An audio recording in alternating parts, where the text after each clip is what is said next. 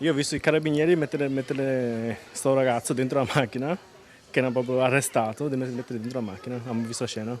È stato fermato dai militari dell'Arma dopo una breve fuga il 24enne bengalese domiciliato a Treviso che si è reso protagonista di un pomeriggio di follia e molestie tra la stazione delle Corriere e quella dei treni a Montebelluna. Sono circa le 13 di venerdì. L'uomo, raccontano alcuni testimoni, si aggira nei pressi di Piazzale 4 Novembre visibilmente alterato. Il barista del vicino locale se lo ricorda così.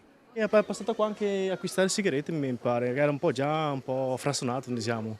Quindi era passato anche di qua, aveva acquistato delle sigarette, era un po' alterato. Sì, era già un po' strano, diciamo, li chiamano un po' strani. Non ha bevuto alcol. No, no, da noi non ha bevuto alcol, ma era arrivato già così. Il peggio poco dopo, quando il bengalese comincia ad avvicinare studentesse e studenti che stanno rientrando da scuola. Era un po' ubriaco sto ragazzo qua. E l'abbiamo trovato là dalla parte lì dietro il binario. Sono andato da lui perché stava urlando, l'ho salutato, era bello ubriaco, era tanto ubriaco. Sono arrivati gli altri ragazzi lì con noi, ha iniziato un po' a toccarli, ha toccato un ragazzo, gli ha fatto tu sei mia moglie, tu sei mia moglie.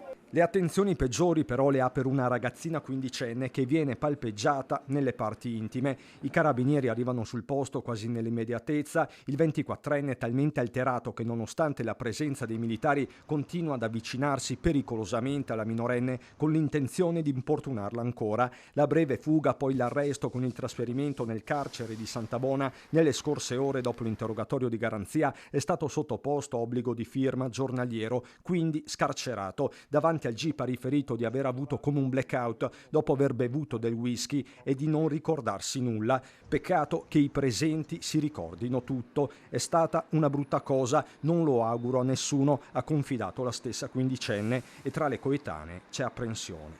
Di giorno è un luogo abbastanza tranquillo, però la sera se vieni tardi trovi un po' di persone che non ti puoi fidare, perché magari ci sono degli uomini grandi che magari ti possono anche rincorrere. Poi dipende anche di dove ti trovi, poi anche dalla gente che ti trovi davanti.